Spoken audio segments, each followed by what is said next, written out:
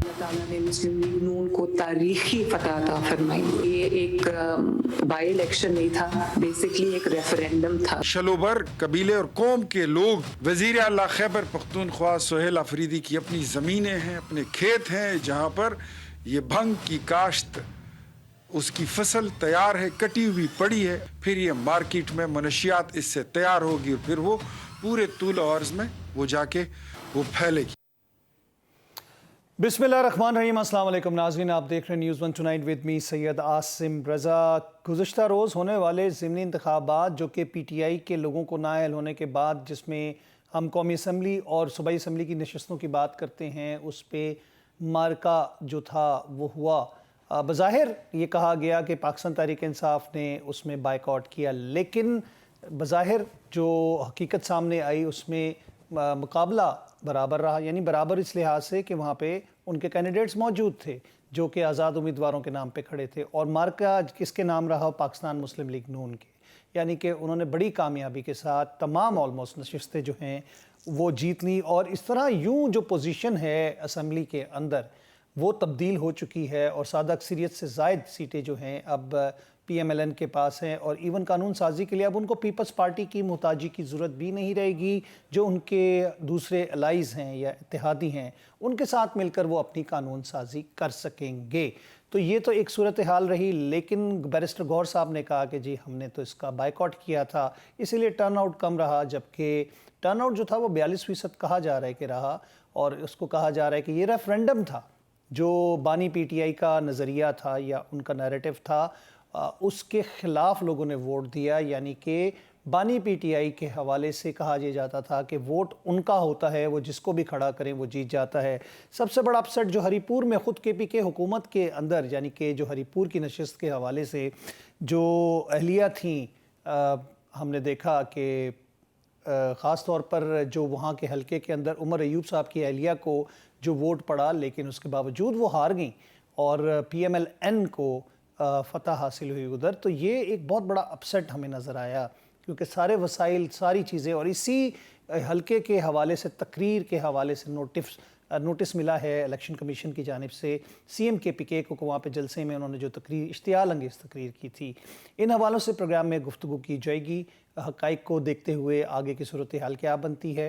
Programme में हमारे साथ पहले हिस्से में इस वक्त मौजूद हैं कंवर दिलशाद साहब, जो कि साबिक सेक्रेटरी हैं इलेक्शन कमीशन ऑफ पाकिस्तान के। कंवर दिलशाद साहब, ये ज़िमनी इंतखाब जो हुआ और जिसमें कौमी असम्बली की 6 और सूबाई असम्बली की 7 नशस्तें थीं, पाकिस्तान मुस्लिम लीग नून फाते करा रही, एक नशिस्त जो थी वो पाकिस्तान पीपल्स पार्टी के हिस्से में आई। आपको क्या लगता है कि ये रेफरेंडम था? देखा जी, अगर हम सारा तरीके के मुताबिक ये जो 6 सीटें कौमी असम्बली की हैं और इसी तरह 7 सूबाई असम्बली की सीटों का हम जायजा लें, इसमें 2-3 चीजें सामने आई है।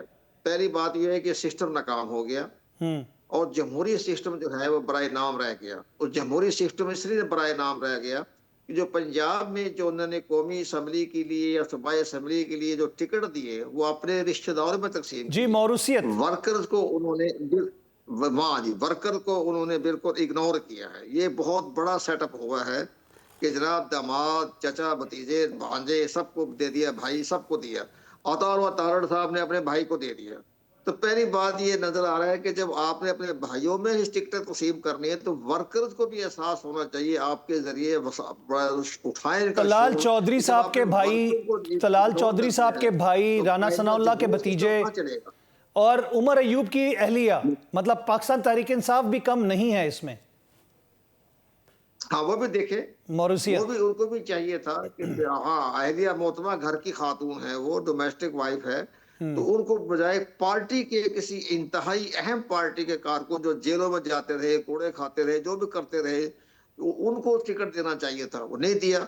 लेकिन बहरहाल वो बाबर नवाज की भी अपनी पोजीशन बड़ी मजबूत है। जब अभी उन्होंने जो उमर अयूब के मुकाबले में जो इलेक्शन लड़ा था, तो जब से मैंने रिकॉर्ड चेक किया है इलेक्शन कमीशन से, तो 1,12,000 वोट उसने लिए, जबकि उमर अयूब ने 1,90,000। वो भी अभी इलेक्शन पिटीशन चल रही है, उन्होंने बाकायदा उनके खिलाफ भी इलेक्शन पिटीशन में केस किया हुआ था।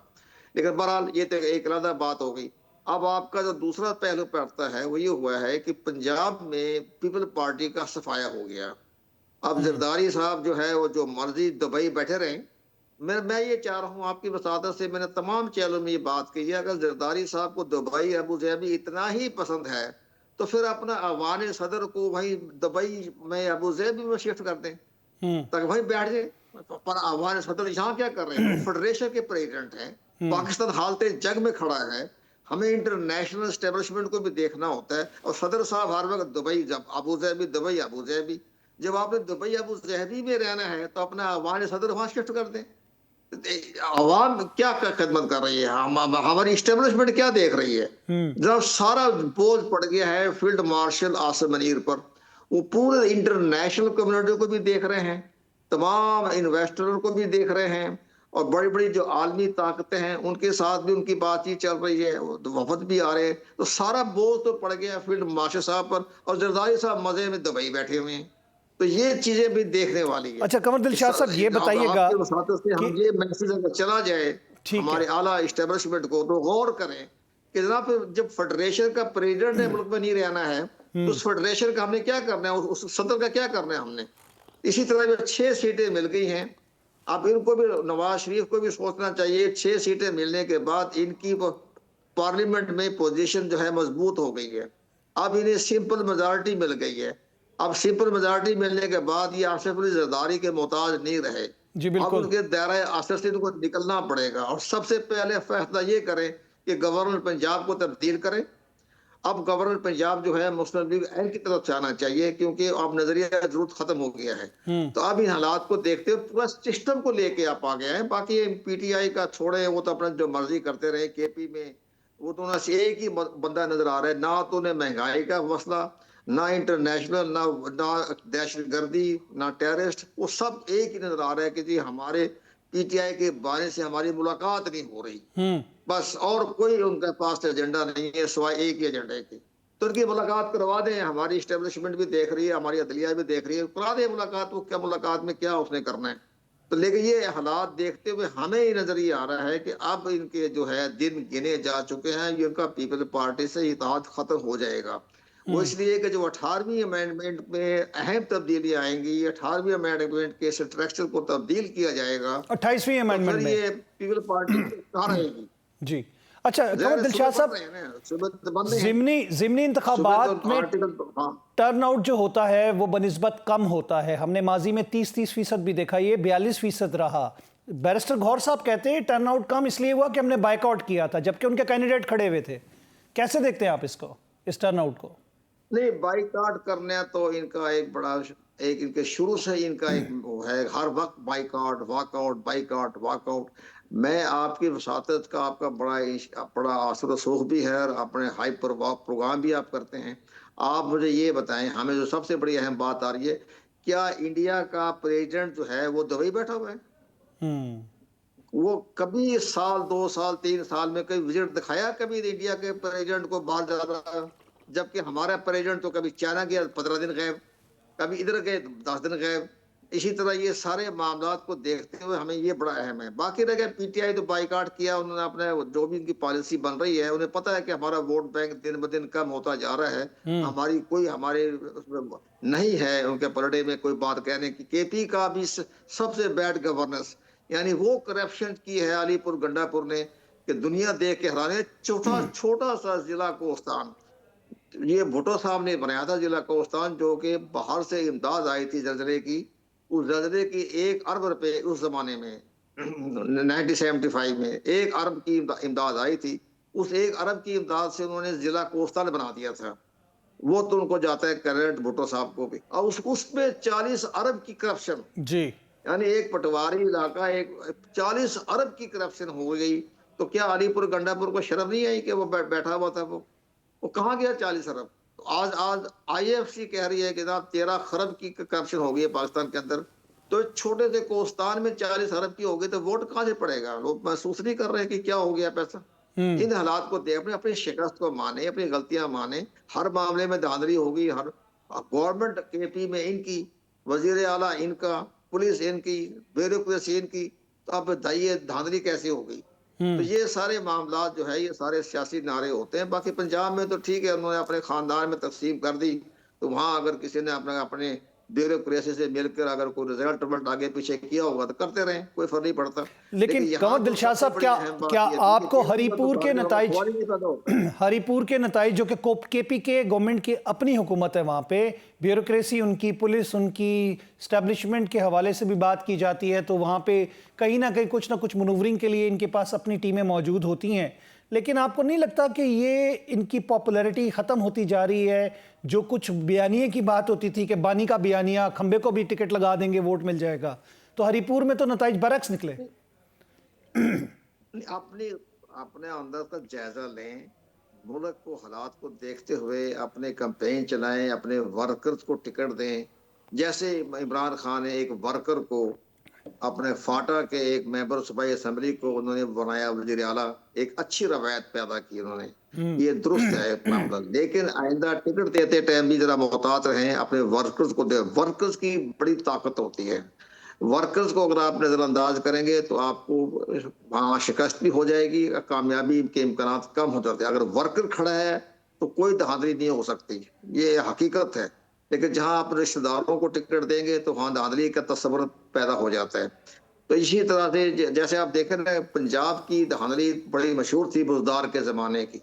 अभी जो NA-75 में इलेक्शन हुआ था सियालकोट में, तो वो जिसने गड़बड़ की थी, धांधली की थी, वो आजकल जेल में बैठा हुआ है।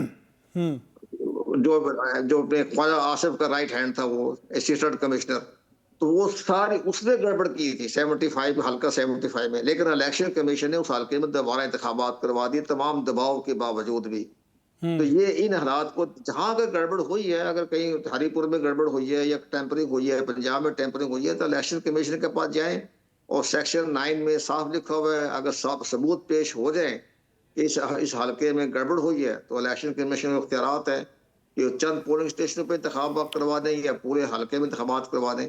ये सारी बातें आइन और कानून के ज़ाब्ता इखलाक की जो खिलाफ वर्जियाँ हुई हैं कंवर दिलशाद साहब, ज़ाब्ता इखलाक की, जिसमें हम CM KPK को भी नोटिस हुआ है, जो उनकी इश्तियाल अंगेज़ तकरीर थी, और हमने तलाल चौधरी को भी उनके भाई का नतीजा भी रोक लिया गया है कि उनके हवाले से ये कहा जा रहा है कि वो कैंपेन का हिस्सा रहे। तो आप लगता है कि इसके बाद CM KPK के लिए मुश्किलात बढ़ जाएंगी जो नोटिस हो चुके हैं उनको? देखिए, खिलाफ वर्जी तो ज़ाब्ता इखलाक में बड़ा कानूनी हैसियत हासिल हो गई है। ज़ाब्ता इखलाक को पहले तो इलेक्शन कमीशन अपने लेवल पर करता होता था, अब ये बाकायदा एक्ट बन गया है, पार्लियामानी एक्ट है।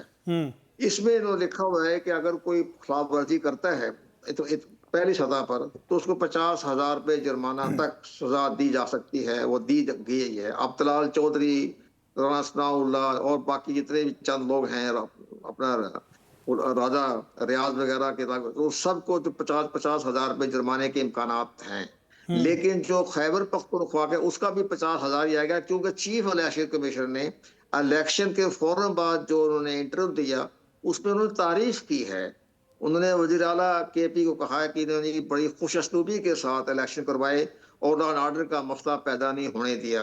तो उन्होंने हज़ारे तशक्कर किया है वज़ीर आला KP को। तो मेरा ख्याल में कि अब वो सारे मामले खत्म हो गए हैं। वो ज्यादा से ज्यादा कैमोफ्लेजिंग के तौर पर कोई 50,000 रुपये जुर्माना कर देंगे कि आपने खिलाफ वर्जी की है। अब जो नाअहलियत का जो था मामला खत्म हो गया है। अच्छा, आप समझते हैं वो नाअहलियत वाला मामला खत्म हो गया है? अच्छा, हमारे जो खत्म हो गया, इसलिए को बता दें, चीफ इलेक्शन कमीशन तो बड़े जहांदीदा शख्स है, अच्छे ब्यूरोक्रेट हैं, और वो बड़े उन्होंने अच्छे तरीके से उनको खुशामदीद कहा, उनका शुक्रिया अदा किया, पंजाब की वज़ीर आला का भी और KP के वज़ीर आला को शुक्रिया अदा किया है कि आपने बड़े पुरअमन तरीके से इंतखाबात करवाए। मैं आज़ारे तशक्कर के तौर पर आपका मशकूर हूँ। अच्छा, कंवर दिलशाद साहब, हालात को देखते हुए तो अब ये जो हुआ है वो नहीं करेंगे, वो ज्यादा से ज्यादा 50,000 में जुर्माना कर देंगे, या वो भी नहीं करेंगे, वार्निंग दे देंगे। हमने वो जो थी नाअहलियत की तलवार खत्म हो गई है। माजी में ये देखा था, कोई मिनिस्टर, कोई सिटिंग ऑफिस बेरर, जिसमें MNAs भी शामिल होते हैं, चीफ मिनिस्टर की भी बात करें या वज़ीर आज़म की बात करें, उन पे पाबंदी होती थी, वो किसी भी इंतखाबी मुहिम में, ज़िमनी हो चाहे जो भी हो, उसमें शिरकत नहीं कर सकते। लेकिन हमने तो ये देखा कि फ़ौज ज़फ़र मौज, चाहे हुकूमती PMLN की जमात के लोग हैं, चाहे पाकिस्तान तहरीक इंसाफ के लोग हैं, हमने पूरी कैंपेन चलते हुए देखी है। और ये आपको लगता है कि इस पर कोई एक्शन इलेक्शन कमीशन की तरफ से होगा इन सब के खिलाफ? नहीं, इसमें नहीं होगा। इसमें देखा, इसमें बड़े इस्लाहात की जरूरत है। आप इस्लाहात के लिए आपका भी माशाल्लाह बड़ा है इनपुट, वो भी देख रहे हैं। हम भी तजवीज़ पेश कर रहे हैं कि आइंदा जो 28वीं अमेंडमेंट आ रही है उसमें ये तरमीम कर लें कि जहाँ टर्न आउट 15% या 20% से कम हो रहा हो तो उस हल्के में दोबारा इंतखाबात करवा दें। जमहूरी ममालिक में, टर्की जैसे मुल्क में 51 लिखा हुआ है कि 51 के अगर कम होगा किसी हल्के में तो इलेक्शन दोबारा होगा, दोबारा इंतखाब होगा। ठीक है। तो या हमारे भी कोई ऐसा कोई 51 तो ज्यादा बन जाता है, वो तो ना करें, लेकिन ज्यादा से ज्यादा जो है 20% रख दें, 15% रख दें, इससे कम से अगर हो किसी हल्के में। बेंचमार्क 30% का भी किया गया और पहले एक दफा कहा गया, एक दफा शायद आपको याद होगा कहा गया था कि 30% से कम पे इलेक्शन दोबारा किया जाएगा। वो इलेक्शन जो दोबारा तो इस पे कभी नहीं हुआ। कॉन्स्टिट्यूंसी में अगर टर्न आउट कम हो गया वो तो ख्वातीन का लिखा हुआ है। अब यहाँ भी एक बड़ा अहम मसला है कि हमारे जो सियासतदान हैं या जिन्होंने इलेक्शन में हिस्सा लिया हुआ है, अगर वो देखेंगे उस हल्के में ख्वातीन की 10% वोट कास्ट नहीं हुआ है तो उस हल्के में दोबारा इंतखाबात हो सकते हैं। ये भी एक बड़ा कानूनी नुक्ता है जो हम आपके जरिए बताना चाहते हैं कि अगर किसी देख लें, अगर ख्वातीन की नशिस्तों में से जो जो जो 6 सीटें हैं 7 सूबाई असम्बली की, उसमें अगर ख्वातीन का 10% से कम वोट कास्ट हुआ है तो उस हल्के में दोबारा इंतखाबात हो जाएंगे। ये इलेक्शन एक्ट का हिस्सा है। ठीक है, ठीक है। तो आपको क्या लगता है कि अब जो पार्लियामेंट में सिचुएशन है, पीएमएलएन की आपने जिस तरह का, पीपल्स पार्टी की अब उनको ज़रूरत नहीं है, अपनी सादा अक्सरियत के साथ वो जो 2 छोटे मोटे इत्तेहादी उनके साथ मिलकर तरमीम कर सकते हैं, अब उनके लिए आसानी पैदा हो गई है, चाहे 18वीं तरमीम हो, एनएफसी अवार्ड हो, कुछ भी हो, वो कर जाएंगे अब। ये देखना आपको, ग्राउंड रियलिटी ये है जो हमें महसूस हो रहा है, आपको ज्यादा इल्म है इस बारे में, कि नवाज शरीफ साहब जो थे वो बड़े मुदब्बर सियासतदान हैं, बड़े कम गो ठंडे दिल के बाद उन्होंने ये पसंद ही नहीं किया था कि 2024 के इलेक्शन के बाद वो बार बार कह रहे थे अगर मुझे 2/3 मेजॉरिटी ना मिली तो मैं इक़्तिदार में नहीं आऊंगा, मैं हुकूमत में नहीं आऊंगा। और हुकूमत में वो आ गए नजरिया जरूरत के तहत। तो वो इस लिहाज से उन्होंने जरदारी साहब के साथ हाथ मिला लिया, दोनों ने मिलकर वफाक में हुकूमत बना ली। और पीपल्स पार्टी ने मजाक ये किया कि अरे 2 गवर्नर भी बन के दोनों सूबों के, प्रेसिडेंट भी बन गए जी, हम हुकूमत का हिस्सा नहीं है। इससे बड़ी मुनाफत क्या होगी भाई? इंटरनेशनल मुनाफत का लफ्ज़ छोटा है इनके लिए कि आप हुकूमत में हैं, आपके 2 गवर्नर हैं, आपका चीफ चेयरमैन सेनेट मौजूद है, और इसके साथ आप गवर्नर बने 2 गवर्नर भी लेके बैठे, सदर भी बन गए, और फिर कहते हैं हुकूमत का हिस्सा नहीं है। तो ये बातें जो हैं अब नजर ये आ रहा है कि आप चूंकि इनके सिंपल मेजॉरिटी में 170 मिल गए, अब इनकी हुकूमत को कोई खतरा नहीं, नवाज शरीफ को अपने छोटे छोटे इत्तेहादियों के साथ 170 बन जाते हैं। तो अब ये मुमकिन है कि सबसे पहले जो मेरा अपना तजिया है वो सबसे पहले मोहतरमा जो है मरियम नवाज साहिबा, उन्होंने बड़ा पंजाब के अंदर बड़ी उन्होंने मुतहर्रिक है, वो ये कहेगी कि जब मैं पंजाब के गवर्नर से मुतमईन नहीं, पंजाब के गवर्नर मेरे हर मामले में इंटरफेयर भी कर रहे हैं और हमें हर मामले में रखने भी डाल रहे हैं, तो वो कहेगी अब हमारी मेजॉरिटी आ गई है कौमी असम्बली में तो हमें गवर्नर हमारा अपना चाहिए पंजाब का। अब हमें नजरिया जरूरत के तहत हमें गवर्नर की जरूरत नहीं है। तो पहली बात यह है वो गवर्नर को तब्दील करने का मुतालबा करेंगे। तो ये इसी तरह बाकी ठीक है, केपी में रहे फैसल कुंडी साहब और वो अपना सुहेल अफरीदी जाने तो वो जाने, लेकिन पंजाब में जो है ये सारे मामलात में तब्दीली आनी नजर आ रही है। एक बात, दूसरी सबसे बड़ी बात यह जब 18वीं अमेंडमेंट की जो का बुनियादी ढांचा तब्दील किया जाएगा तो पीपल्स पार्टी कहाँ खड़ी होगी? फिर पीपल्स पार्टी तो बार बार कह रही है, सदर भी कह रहा है, सदर साहब भी फरमा रहे हैं, इधर से बिलावल जरदारी भी फरमा रहे हैं कि जी हम इसको छेड़ने नहीं देंगे, किसी बाप की ताकत नहीं है कि जो 18वीं अमेंडमेंट को छेड़खानी कर दें। वो तो छेड़खानी तो हो जाएगी, वो तो बड़ी बड़ी अहम तब्दीलियां आ रही है उसमें 18वीं अमेंडमेंट में। तो जब वो तब्दीली करवा लेंगे तो फिर ये पीपल पार्टी कहाँ खड़ी हो जाएगी? नहीं, सेनेट में तो पीपल्स पार्टी की मेजॉरिटी है कमर दिलशाद साहब, सेनेट में तो फॉर्मेशन पीपल्स पार्टी के हाथ में है, वहां पे मेजॉरिटी है उनकी। कोई बात नहीं, सेनेट में की कोई वैल्यू नहीं है, सेनेट में तो कोई फर्क नहीं पड़ता। असल तो बात है कौमी असम्बली। ठीक है, बहुत बहुत शुक्रिया। इनके पास 170 पूरे हो गए हैं। थैंक यू वेरी मच कमर दिलशाद साहब, थैंक यू वेरी मच, आपने अपना कीमती वक्त दिया प्रोग्राम में, आप हमारे साथ रहे, अपनी राय का इजहार किया। नाज़रीन, हम लेंगे वक्फा, उसके बाद प्रोग्राम के अगले हिस्से की जाने पड़ेंगे।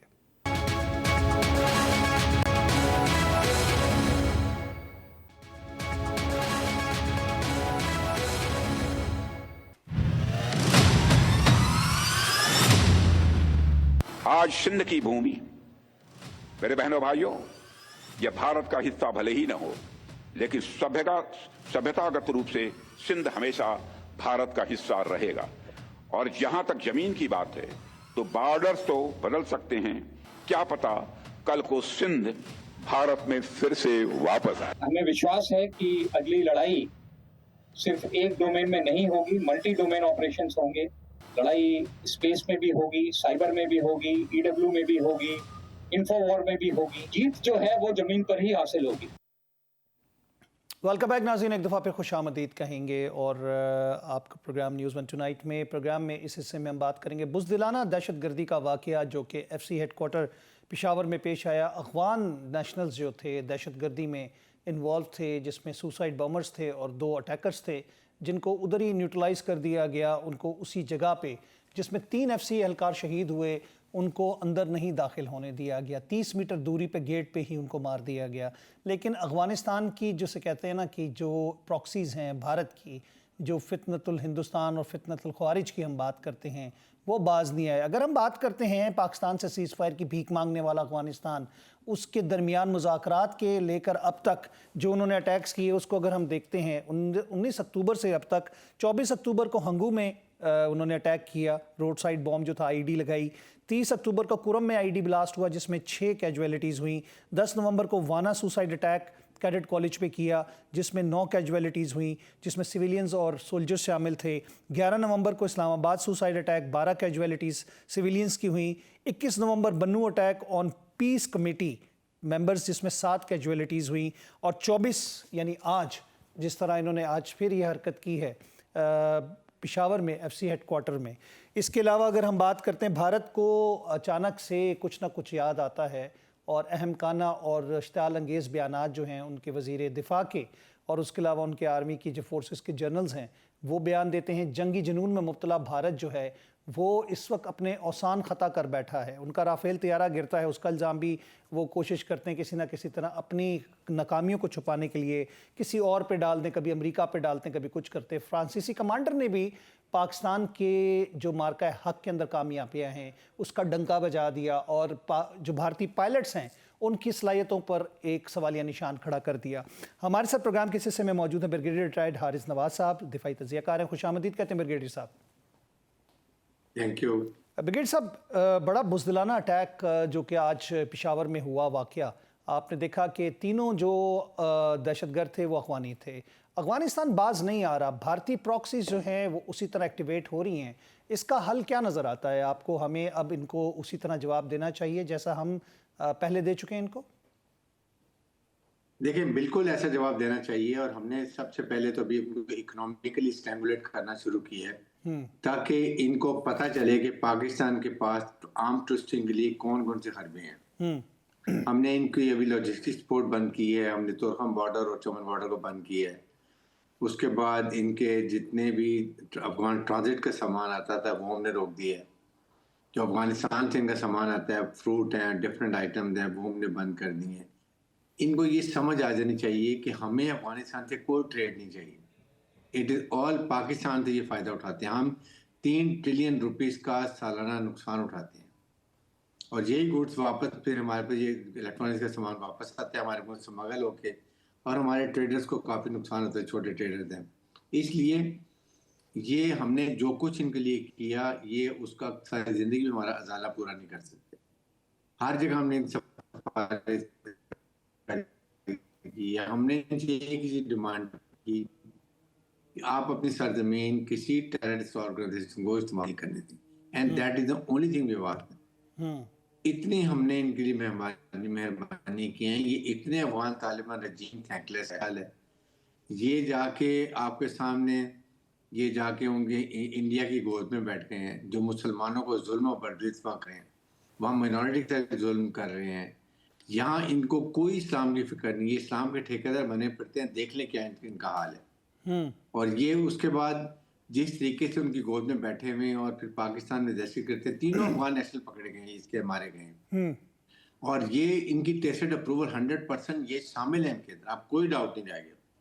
पाकिस्तान हमने खास तौर पे जब वाना में स्कूल कैडेट्स के ऊपर इन्होंने हमला किया, that is attack on Pakistan. हमने फिर भी अभी तक हम सोच विचार करेंगे, शायद इनको समझ आ जाए, शायद ये कोई नदामत फील करें इनको, लेकिन शर्म मगर नहीं आती। और मेरे ख्याल में हुकूमत पाकिस्तान को चाहिए कि ज़रूर उन जो कैडेट्स पे गए हैं उनके जो प्लानर्स हैं, एग्जीक्यूटर्स हैं, इनको एक दफ़ा निशाना ज़रूर बनाना चाहिए, मुकाम इबरत बनाना चाहिए, ताकि बाकियों को सबक हो कि आइंदा पाकिस्तान की तरफ मैली नज़र से नहीं देखने। हमारी मुसल्लह फ़ौज पाकिस्तान के अवाम की जान माल की हिफाजत की ज़ामिन है और टेरिटोरियल बाउंड्री की हिफाजत करना भी उनका फ़र्ज है, वो कर रही हैं, शहादतें भी दे रही हैं। और इसलिए हम ये बात करते हैं कि ये जो अभी फिर ये जो हरकत हुई 3 अफगानिस्तान है 100% शामिल, हमने इनके बहुत ही दफ़ा फौजी मारे हैं। आप देख लें, कभी 15 मार रहे हैं, कभी 10 मार रहे हैं, कभी 20 मार रहे हैं, तो ये इनकी कमर टूटी हुई है। प्रॉब्लम ये है कि इंडिया ने इनको पता नहीं कौन सी कैरेट दिखाई है जो कि इनके किसी काम की एंड मौके पर इनको डिच करेंगे और ये पाकिस्तान के पांव पकड़ेंगे आगे, ना ही तजारत कर सकते हैं, इनको 100 गुना ज्यादा नुकसान होगा। अच्छा ब्रिगेड साहब, पाकिस्तान के साथ जो हम इसमें हमें सबसे बड़ी नुकसान ये होता है कि ये टेररिज्म, ये जब यहाँ से ट्रेड होता है टेररिस्ट भी आते हैं, उसके बाद ये इलीगल सामान भी लेकर आते हैं, वेपन भी लेकर आते हैं, जो चीज़ गलत है वो ये लेकर आते हैं और उससे हमें और नुकसान होता है। इसलिए ये हम इनको बंद करेंगे। आपने जब निगोशिएशन करनी होती है तो आप करती हैं हाई मॉरल ग्राउंड पर और पॉइंट ऑफ स्ट्रेंथ से। जब हम इकोनॉमिकली स्ट्रेंगुलेट करेंगे और इनको निशाना बनाएंगे, इनके कमांडर्स को, ये खुद भागते हुए आएंगे और फिर पाँव पकड़ेंगे, जी अब हमें माफ़ करें, हम आपकी बात को मानते हैं, ये लैंग्वेज समझते हैं। अच्छा ब्रिगेड साहब, इसमें एक चीज़ जो हमारे पास इतलात हैं वो यही है कि बगराम एयरबेस के अंदर भारत मौजूद है, उसके फुटप्रिंट्स नज़र आ रहे हैं कि उन्होंने उसको इस्तेमाल करना शुरू किया हुआ है, पाकिस्तान के अगेंस्ट उस सॉइल को यूज़ कर रहे हैं और 2 फ्रंट वॉर खोलने के चक्करों में जिस तरह के इलॉजिकल और इश्तियाल अंगेज़ बयान, बेवकूफ़ाना अगर हम बात करें, अहमकाना बयानात जो हैं भारतीय वज़ीर दिफा के और उनके जर्नैलों के आ रहे हैं, तो इसका मतलब तो ये जैसे जैसे दहशतगर्दी बढ़ रही है, भारत के इश्तियाल अंगेज़ी और उनके बयानात बढ़ रहे हैं, इसको किस तरह लिंक करेंगे आप? देखिए, इंडिया की पूरी कोशिश जो मार्का हक में या रियान मरसूस में जो उनको मार पड़ी है, दुनिया में जो इनकी बेइज्जती हुई है इस कौम की और मिलिट्री लीडरशिप की और पॉलिटिकल लीडरशिप की, ये इनसे बर्दाश्त नहीं हो रही है। भाई, आपकी जब फौज अनट्रेन्ड अनप्रोफेशनल है, आपके कमांडर नहायत एक घटिया किस्म के थर्ड क्लास हैं, जिनको ट्रुप्स को अपने कमांडर पर ट्रस्ट नहीं है, तो आप मत लड़ाई करें, come and sit on the table, Kashmir में तमाम मसाइल का हल करें। आप लड़ाई भी करना चाहते हैं, फौज लड़ने के काबिल भी नहीं है, एयरफोर्स लड़ने के काबिल नहीं है, गीदर पर भी आप लगा रहे हैं, अब आप प्रॉक्सीज को यूज़ कर रहे हैं जो एक नहायत ही घटिया तरीका है। और अभी जिस तरीके से ये स्टेटमेंट दे रहे हैं सिंध के ऊपर, ऐसी बातें कर रहे हैं, आई मीन ये डिफेंस मिनिस्टर को जेब देता है। ये वहाँ पर जाके फ्रांस में जाके नारियल फोड़ा था, बल्कि अपनी नारियल तो इसकी खोपड़ी है उसको जाके फोड़ता, जो वहाँ टोने टूट के कर रहा था ये वहाँ जाके। और अभी ये बात करें सिंध सबसे पहला सूबा था जिसने पाकिस्तान के साथ असेंबली में रेजोल्यूशन पेश किया था, इसको ये तक तमीज नहीं है। जितने हमारे सिंधी पैट्रियोट मोहब्बत वतन है सबसे ज्यादा वो हैं, तो ये क्या ये बात करते हैं। और सेकंड, इनके पास कभी किसी ने इन्होंने हुकूमत की है कहीं? ये तो जाके 1947 के बाद तो पहले वहाँ मुगलों की हुकूमत थी, उसके बाद जो वहां पर आता था अफगानिस्तान से आ गए उन पर कब्जा कर लेता था और ये राम राम करते थे। ब्रिगेड साहब, सिंध के हवाले से ये बयान जो है इंतहाई अहमकाना नज़र आता है और इश्तियाल अंगेज़ नज़र आता है, जिसकी पुरजोर मजम्मत की है पाकिस्तान की जानिब से भी, पाकिस्तान की वज़ारत ख़ारजा की जानिब से भी। आपको क्या लगता है कि क्योंकि कभी सरकरीक की बात करते हैं, कभी कराची की बात करते हैं, कभी ये सिंध की बात करते हैं, इनके दिमागी तवाज़ुन ख़त्म हो चुके हैं, ख़राब हो चुके हैं। उनका पायलट जिस तरह हमने देखा कि दुबई एयर शो में नाअहली के बाइस उसने जहाज़ गिरा दिया और ख़ुद भी मर गया, और उसका भी मलबा जहाज़ के ऊपर नहीं पायलट पे डाली जा रही है क्योंकि एक बेकार किस्म का जहाज़ इन्होंने बनाया था। आपको क्या लगता है कि राफेल तैयारों के हवाले से फ्रेंच कमांडर ने भी बात कर दी कि जहाज़ों में कोई कसूर नहीं था, पायलट्स में कमी थी? देखें, इनके पायलट्स अनट्रेन्ड हैं, दे नॉट प्रोफेशनल्स, उनको ऑपरेशनल ट्रेनिंग नहीं है, उनको अपनी मशीन पर ट्रेन नहीं किया जाता, वहाँ सियासत चलती है, नेपोटिज्म चलता है। इनकी डिफेंस इंडस्ट्री जो है वो टोटल ये फ्रॉड है, करप्शन। 40 साल में सर्च करके इन्होंने ये तेजस निकाले हैं जिसमें कोई एयर फ्रेम कहीं का है, वो इलेक्ट्रॉनिक्स चल ले आते हैं, कभी जाके वहां से इजराइल की कोई चीज़ अमेरिका से चोरी करते हैं, फिर उसके बाद कहते हैं नहीं ये ठीक नहीं हुआ। इसकी वजह इसका सत्यानाश कर दिया इन्होंने। और जैसे पहले मिग 21 के फ्लाइंग कॉफन से अब इनके तेजस फ्लाइंग कॉफन बन जाएंगे। वैसे भी 40 साल के बाद थोड़े से जहाज इन्होंने दिए हैं। पाकिस्तान ने 15 से 20 साल में पूरा नया अपना सेटअप किया चाइना की मदद से। आज हमने 200 जेट 17 थंडर पाकिस्तान एयरफोर्स को माशाल्लाह बहुत ही प्रोफेशनल तरीके से हमारे पायलट उसको इस्तेमाल कर रहे हैं और दुनिया में उसकी धाक है। जो एयर शो में गए और बताया, और चीफ ऑफ एयर स्टाफ ने हमसाया मतलब इतना बड़ा कॉन्ट्रैक्ट साइन किया है। बाकी चीफ ऑफ डिफेंस आके MOU साइन करके गए हैं। ये फ़र्क है। और दुनिया में हमेशा ये होता है कि जो आपका इंडिजिनस प्लेन होता है आप उसको बड़ी एहतियात से best mechanically, electronically, technically pilot train उसको भेजते हैं ताकि उसका इमेज बिल्ड करने और उसको ऑर्डर मिले ये बेचने के लिए। इन्होंने तो तेजस का भट्टा बिठा के रख दिया है। ये इतनी नालायक कौम है, मैं आपको बताऊं। उसका मलबा डाल दिया अमेरिका के ऊपर कि जो अमेरिका G404 जो इंजन है वो उसके जनरल इलेक्ट्रिक जनरल मोटर्स के वो उन्होंने डिले कर दिया। अमेरिका नहीं चाहता था कि हम ये F-35 से मुकाबला कर सके। Look at the mentality, Hindu mentality, ये निकल ही नहीं सकते। और ये जो 4 का खतरनाक टोला है ये इंडिया को मैं बताऊं तोड़ के रखेगा। अगर इंडिया सोवियत यूनियन की 15 रियासतें इतनी बड़ी फौज के होते हुए टूट सकती हैं तो ना इनकी फौज इस काबिल है, ना इनकी लीडरशिप है, ना इनको कोई कंट्रोल है। ये सिर्फ औरतों, बच्चों, बूढ़ों को, कश्मीरियों को मार सकते हैं। इधर कश्मीर खालिस्तान की मूवमेंट आपके सामने कनाडा में अप्रूव हो गई है। उसके बाद ये वो तो यार खालिस्तान के लिए बैठे हुए हैं। इधर कश्मीरी चिकन नेक का उनका इशू बन रहा है। 7 रियासतें वहां से अलग होने के लिए तैयार बैठी हैं, नागालैंड वगैरह। अगर आप जी, तो इनको तो आपको अपना अंजाम नजर आना चाहिए। देखें इनको writing is on the wall. ये जो अपर क्लास हिंदू के ये एक मंत्रा चला रहे अखंड भारत का, तो ये अब नहीं चलेगा। ये इन्होंने भारत का जो असल चेहरा था मसक करके रख दिया। जो एक सेकुलर इंडिया की बात होती थी, ये माइनॉरिटीज वहां पर ऐसे थोड़ी है। पाकिस्तान की इतनी स्ट्रेंथ है, इतनी वहां पर मुसलमान है। क्रिश्चियन पंजाब के अंदर ये सिख पंजाब में भरे हुए, मणिपुर के एरिया में सारा क्रिश्चियन भरा हुआ है। नॉर्थ ईस्ट में सारी एंसिलेंट मूवमेंट्स हैं, नागा, असामी सारे बैठे हुए हैं। इंडिया टूट मैं बता रही नहीं चल सकेगा। इनके बस की बात ही नहीं है जब से इन्होंने ये आके ये काम शुरू किया। और ये चाय वाला जो हो रेलवे स्टेशन गुजरात का बेचने वाला, आप उसको लाके प्राइम मिनिस्टर इंडिया पहले गुजरात का लिए, वहाँ वो कातिल मान जाए, वो एक किस्म का मुजरिम टेररिस्ट, उसके बाद उसको प्राइम मिनिस्टर बना दें। तो उसकी वर्थ है ये करने की, उसकी सोच ही यही है। छोटी छोटी बातें में एक न्यूक्लियर मुल्क, एक इतना बड़ा मुल्क एक फॉल्स फ्लैग ऑपरेशन करके, स्टेट ड्रामा करके, इंक्वायरी ना करे, इन्वेस्टिगेशन ना करे, हमसाया न्यूक्लियर मुल्क के ऊपर अटैक कर दे। इमेजिन करें आप कितना इररिस्पॉन्सिबल और इमेच्योर मुल्क है ये। इसकी ये पता चलता है कि इनकी क्या कैपेबिलिटी है, कैपेसिटी, इनका मेंटल लेवल क्या है। ये बुकलाट में जब से इनको मार पड़ी, जूते पड़े chief of army staff field marshal Asim Munir ने जिस पेशेवराना तरीके से इनको चारों सने चित किया है, इनको शर्म आनी चाहिए मैं कहता हूँ। इसलिए दुनिया उनको बुलाती है, बात करती है, उनकी बात सुनती है। हमारा स्टेचर आई है, अभी हमें इसको एक्सप्लॉइट करना चाहिए। इस स्टेचर को हमें अमेरिकन को, यूरोपियन यूनियन को, इस्लामिक मालिक को बताना चाहिए कि व्हाट इंडिया इज डूइंग। और अमेरिकन को भी कहना चाहिए कि आपने जो 7.2 बिलियन डॉलर का एमुनिशन वेपन छोड़ के आए, इनके हाथ में दे के आए हैं।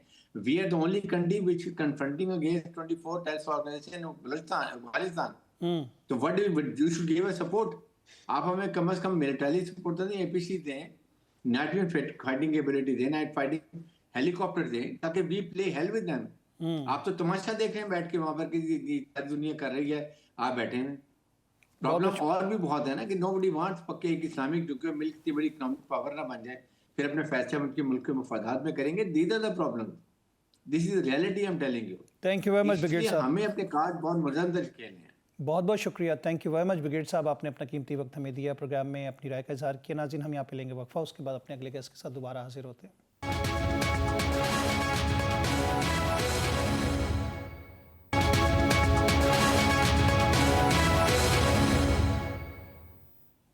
वेलकम बैक नाज़रीन, एक दफ़ा फिर खुशामदीद कहेंगे प्रोग्राम न्यूज़ वन टुनाइट में। प्रोग्राम के हिस्से में हमारे साथ हमें ज्वाइन करें सीनियर रहनुमा तहरीक इंसाफ के शौकत यूसुफ ज़ई साहब। खुशामदीद कहते हैं शौकत साहब आपको। बहुत शुक्रिया। शौकत साहब, ये बताइएगा कि ऐलान रेफरेंडम कहा है मरीम नवाज शरीफ ने ज़िमनी इंतखाबात को, 6 नशिस्तें कौमी असम्बली की, 7 नशिस्तें सूबाई असम्बली की, और ऑलमोस्ट सारों पर पाकिस्तान मुस्लिम लीग नून कामयाब हुई। आप लोगों की तरफ से बाइकआउट की बात की गई, लेकिन कैंडिडेट्स तो आप लोगों के खड़े थे, और सबसे बड़ा अपसेट हरीपुर वाली सीट पे हुआ, जो कि उमर अयूब साहब की एहलिया जो उस पर कॉन्टेस्ट कर रही थी, लेकिन वहाँ से वो जीत नहीं सकी क्योंकि वो आपकी हुकूमत थी। कैसे देखते हैं इस इलेक्शन को आप, क्योंकि टर्नआउट जो था वो भी 42% था, कम नहीं था। देखिए, टर्न आउट आप 42% बना ले या 62% बना ले, कौन रोकने वाला है? और जिस तरीके से रिजल्ट अनाउंस हुए हैं वो भी आपके सामने है। देखिए, या तो वोट उस पार्टी को मिलते हैं जिसने कोई डिलीवर किया हो। तो जब से शहबाज शरीफ की हुकूमत आई है, या तो मुझे बताएं कि कोई अवाम को 1 रुपए का रिलीफ मिला है? ये जो मईशत के दावे होते हैं कि जी हमने बड़ी बेहतर मईशत बना ली है, तो क्या एक्सपोर्ट बढ़ गई है, क्या मईशत में क्या क्या हुआ है, अवाम को कोई रिलीफ मिला है? देखिए ना, कर्जे बढ़ गए हैं, 40,000 अरब के करीब कर्जा और बढ़ गया है।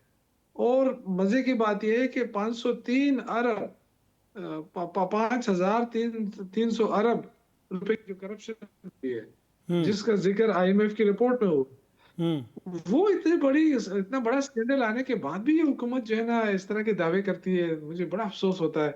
मरियम बीबी खुद तो अपनी नशिस्त हार चुकी हैं, और फॉर्म 47 के जरिए वो चीफ मिनिस्टर बनी है, उनके वालिद साहब नशिस्त हार गए हैं। तो अचानक पॉपुलैरिटी कहाँ से बढ़ गई, क्या हुआ है? या तो बताएं कि ग्रोथ रेट जो आपका वो हमारे 6% से ऊपर चला गया है, वो तो 1.6 1.8 तक भी नहीं पहुंचा है। तो ये अवाम परेशान है, अवाम मुश्किल में है, अवाम को कोई रास्ता नजर नहीं आ रहा है। और यही सबसे खतरनाक बात है कि आप अवाम को कितने हद तक, कब तक दीवार से लगाते रहेंगे, और ये जो विक्ट्री निशान बनाते रहेंगे, ये क्या तरीका है? आपने कोई लेवल प्लेइंग फील्ड तो दिया नहीं है।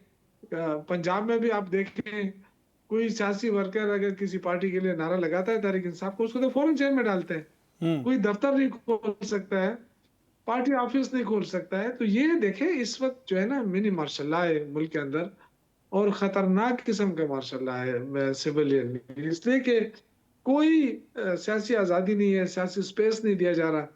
देखिए, ये बिल्कुल मजाक था ये इलेक्शन।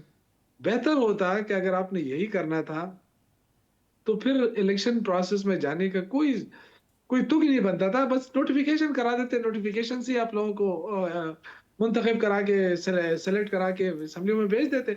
आपको अक्सरियत चाहिए। शौकत यूसुफ जई साहब, 90 सीटें हरीपुर तो आप लोगों की, आपके KPK की हुकूमत के अंडर है, सारी मशीनरी मैकेनिज्म, बल्कि सोहेल अफरीदी साहब की एक इश्तियाल अंगेज तकरीर के ऊपर भी इलेक्शन कमीशन ने नोटिस लिया है, वहां पे क्या हुआ? नहीं, देखें, मशीनरी हमारे कंट्रोल में नहीं है। जो इलेक्शन कमीशन जो है, वो तो हर जगह इलेक्शन कमीशन ही अनाउंस करता है ना। फॉर्म 45 का जो रिजल्ट था वो तो हमारे पास था, आज भी हमारे पास है, उसके मुताबिक तो हम जीते हुए हैं। लेकिन फॉर्म 45 को तो एक तरफ ही रख दिया गया, उसको तो माना ही नहीं गया। अभी तो देखें, 500 तकरीबन कोई 500 से ऊपर के रिजल्ट आ गए थे, और अभी रिजल्ट कंप्लीट नहीं हुए थे। और जो रिजल्ट मुझे मौसूल हुए थे, जो मैं बाकायदा टीवी पे एक चैनल के ऊपर बैठा हुआ था, मुझे अपने उसमें आ रहे थे व्हाट्सएप ग्रुप में, मैं देख रहा था, तो 25,000 से हम आगे थे। और उस चैनल पे बताया गया कि जी उमर अयूब साहब की बेगम जो है वो हार गई है, PTI हार गई। आप अंदाजा कर, मैंने उनसे कहा कि जी अभी तो जो मेरे पास रिजल्ट है फॉर्म 45 का, उसमें तो 25,000 अभी भी हम आगे हैं, तो पहले से अनाउंस हो गया। तो ये देखिए, इस तरह ड्रामा करना था तो फिर नोटिफिकेशन ही करा देते, और नोटिफिकेशन के लोगों को इतना ख्वारी ना करना पड़ती, इतना खामखा एक एक्सरसाइज से ना गुजरना पड़ता।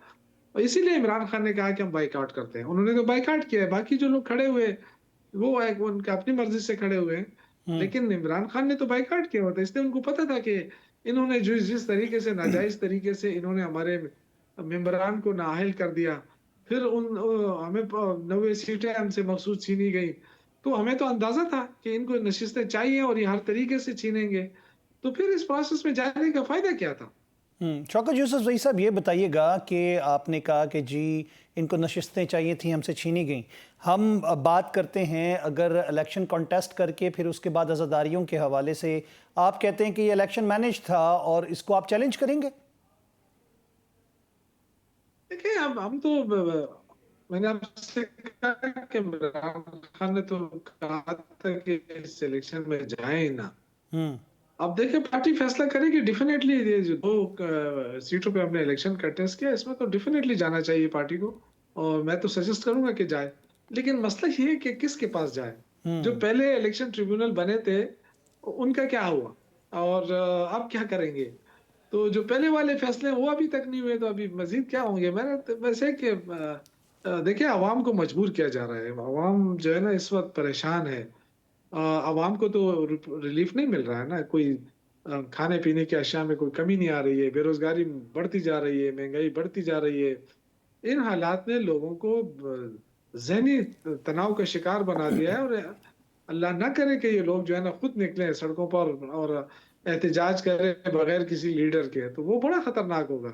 इसलिए हम चाहते हैं कि ये हुकूमत होश के नाखून ले, प्रायोरिटाइज करे। आज भी धमाका हुआ है खैबर पख्तूनख्वा में, एफसी हेडक्वार्टर के ऊपर, बहुत ही अफसोसनाक और काबिल मजम्मत है।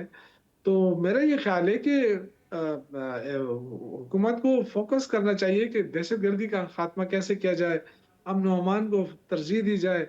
सारे लोग देखें पाकिस्तान से इतना बड़ी तादाद सुहेल अफरीदी को उस पे एक्शन लेना पड़ेगा ना। सुहेल अफरीदी को भी हमें इस पे थोड़ा सा एक्टिव होना पड़ेगा दहशतगर्दी के खिलाफ। KPK में आज पेशावर में जिस तरह धमाके का आप जिक्र कर रहे हैं, डेफिनेटली वो जनाजे में भी शरीक हुए, मजम्मत भी हुई। आपको लगता नहीं है कि हमें थोड़ा सा प्रोएक्टिव होना पड़ेगा PTI की हुकूमत को भी KPK में? और दूसरा, मौरूसियत नहीं ख़त्म हुई। हमने उमर अयूब साहब की अहलिया का भी देखा और नून लीग के भी लोगों को हमने देखा, मौरूसी सियासत ही नज़र आ रही है। ख़ानदान में टिकट बांटे गए, भतीजे भांजे भाई बीवी। तो ये मौरूसियत तो आपकी जमात इसके खिलाफ थी, तो ये क्यों उन्होंने अपनी अहलिया को टिकट दिया? कोई वर्कर क्यों नहीं खड़ा हुआ? देखिए, हम तो नजराती लोग हैं, और अगर आप मुझसे पूछते हैं तो मैं इन चीज का खिलाफ हूँ। लेकिन चूंकि देखें, उमर अयूब साहब का मसला एक ऐसा मसला था कि उनका अपना हल्का है, और अभी से नहीं है, बड़े शुरू से उनके वालिद साहब, उनके वो सारे वहां से इलेक्शन कंटेस्ट करते आए हैं। तो आई थिंक वो उनके लिए मुश्किल था अपना हल्का खाली छोड़ना, इसलिए उनको स्पेशल इजाजत दी गई थी, और पार्टी ने उनको इजाजत दी थी कि आप लड़े और आजाद लड़े। यानी पार्टी का निशान नहीं मिला था उनको, आजाद ही लड़ना पड़ा उनको। इसी तरह लाहौर का भी यही सिचुएशन थी कि जो अमाद अजहर साहब के वालिद हैं, वो भी अपना उसी नशिस्त पे वो इलेक्शन लड़ते आए हैं काफी अरसे से। तो ये उनकी खानदानी नशिस्तें थी, और इसकी वजह से उनको ये इजाजत मिली है। लेकिन बहरहाल आपकी बात दुरुस्त है, तहरीक इंसाफ को अपनी पॉलिसियों पे जरूर नजरसानी करनी पड़ेगी कि जो वो कहती है वही करनी चाहिए। और मेरे ख्याल से जो हमने जो बायकाट का फैसला किया था इमरान खान ने, वो बिल्कुल सही था। उसका मतलब ही ये था कि जब आपको सीटें नहीं दे रहे हैं तो क्यों इलेक्शन लड़ रहे हैं आप। ठीक है। इख्तियार वली साहब ने बयान दिया जिसमें सुहेल अफरीदी साहब की ज़मीनों पर भंग की काश्त के हवाले से उन्होंने कहा नार्को ड्रग मनी के हवाले से ये लोग मिले हुए हैं, और ये काश्त होने के बाद मनशियात बनेगी, पूरे मुल्क में जाएगी। इस बयान को आप कैसे देखते हैं? ये काबिल मजम्मत है, और ये प्रोपेगेंडा एक मुहिम सुहेल अफरीदी के खिलाफ शुरू दिन से हो रही है, और इसका कोई इसको क्या जवाब दे। कोई संजीदा बात PMLN का कोई संजीदा लीडर बात करता तो उसका जवाब देते हम, इसका क्या जवाब दें हम। वो सारा दिन हुआ तो लड़ता है किसी के साथ जब टॉक शो में होता है, और या गालियां देता है। इसके अलावा तो उनके पास कोई ऐसी बात है नहीं। संजीदा गुफ्तगू हो तो उसका जवाब दिया जा सकता है। तो ये आप समझते हैं कि गैर संजीदा बयान था और इस पे कोई जवाब देना बनता नहीं है? लेकिन गैर संजीदा बयान इसलिए कि देखिए, वफाकी हुकूमत है,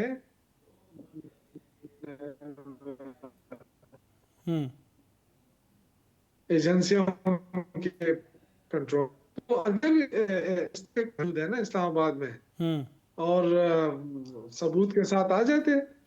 इस तरह एक बंदा आके, वो भी नौशहरा से, वो भी पार्टी उनको ओन भी नहीं कर रही है, फिर वो आके इस तरह इल्जामात लगाए, तो आई थिंक बहुत ही अफसोस की बात है मतलब ये कि हम उसका क्या जवाब दें, मैं तो नहीं जवाब देता हूँ उसको। शौकत यूसुफजई साहब, ये बताइएगा कि जो सीएम केपीके के हवाले से इलेक्शन कमीशन ने नोटिस भेजा है, जो हज़ारा में हरीपुर की जो तकरीर थी उनकी इश्तियाल अंगेज़, आपको लगता है कि पेशावर हाई कोर्ट से वो स्टे लेके या फिर उसके खिलाफ आज़ादारी बयान करके वो बच पाएंगे, या आप समझते हैं कि उनको डी नोटिफाई कर दिया जाएगा?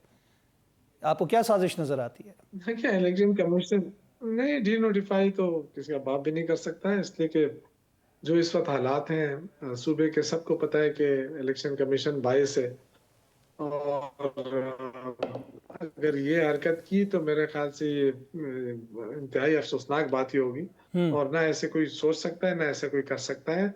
ये जो इन्होंने अपने लोगों को नोटिस किए, उनको जुर्माने किए, मेरे ख्याल से ये खिफत मिटाने के लिए किए।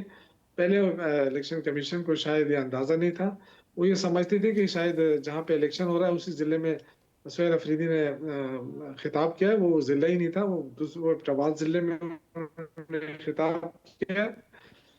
और जो बातें उन्होंने की वो बड़ी उन्होंने जो की उसका मकसद बड़ा वाज़ेह था, जो आज नजर आया। उन्होंने कहा कि आप किसी के प्रेशर में ना आए, किसी का अलाकार ना बने।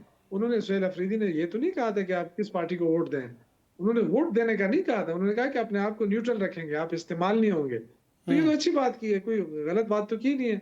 और बिल्कुल मैं अब मुतालबा करता हूँ कि जिन लोगों ने ये इलेक्शन रिजल्ट मैनिपुलेट किया है और उनके खिलाफ बाकायदा कार्रवाई होनी चाहिए। अगर वो हमारे सूबे के लोग हैं तो बिल्कुल सुहेल अफरीदी साहब को एक कमेटी बना के इंक्वायरी करके, जिसने ये कहा किया है, हमारे साथ 8 फरवरी को भी हुआ है, हम सब उस चीज के गवाह हैं।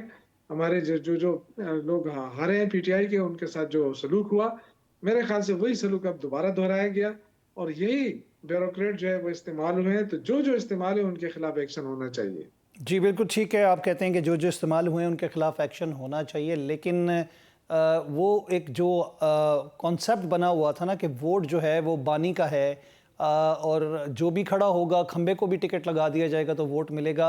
आप लगता है कि वो वोटर नहीं निकला, आपको ये लगता है, या फिर वोटर वोट पड़ा है लेकिन वो लीड ज्यादा थी? वोटर पे देखें, हरीपुर, अगर आप हरीपुर की बात करते हैं तो हरीपुर में तो वोटर निकला है, लेकिन आप देखें ना बहुत सारी जगहों पे जिन्होंने 114 वोट लिए थे उसको 1,14,000 भी बनाया गया पिछले इलेक्शनों में। सारी चीजें सामने है, आपके भी सामने, पूरी कौम को पता है। जब उसकी इंक्वायरी नहीं हुई, उसके खिलाफ कार्रवाई नहीं हुई, तो जाहिर है इसके खिलाफ क्या हो सकेगा। ठीक है, ये देखें, जब सारा एक सिस्टम आपने तबाह करके रख दिया, जो जमहूरियत। बहुत बहुत शुक्रिया शौकत यूसुफजई साहब, थैंक यू वेरी मच। आपने अपना कीमती वक्त हमें दिया, प्रोग्राम में आप हमारे साथ रहे, आपने अपनी राय का इजहार किया। नाज़रीन, बात वही आती है कि जब भी इस मुल्क में हम सियासी इस्तेहकाम की बात करते हैं तो इस इस्तेहकाम के लिए सारी जमातों को ना सिर्फ मिल बैठ कर बल्कि एक सोच के साथ, जो कि मुल्क की सोच जिसको हम कहते हैं, पाकिस्तान की बेहतरी के हवाले से बात करते हैं, बैठ कर मामलात को तय करना चाहिए, मुज़ाकरात होने चाहिए, या फिर टेबल पे आकर उन चीज़ों के हल को तलाश करना चाहिए। प्रोग्राम का वक्त ख़त्म हुआ, चाहता मैं चाहूँगा इजाज़त, अल्लाह ने के पास।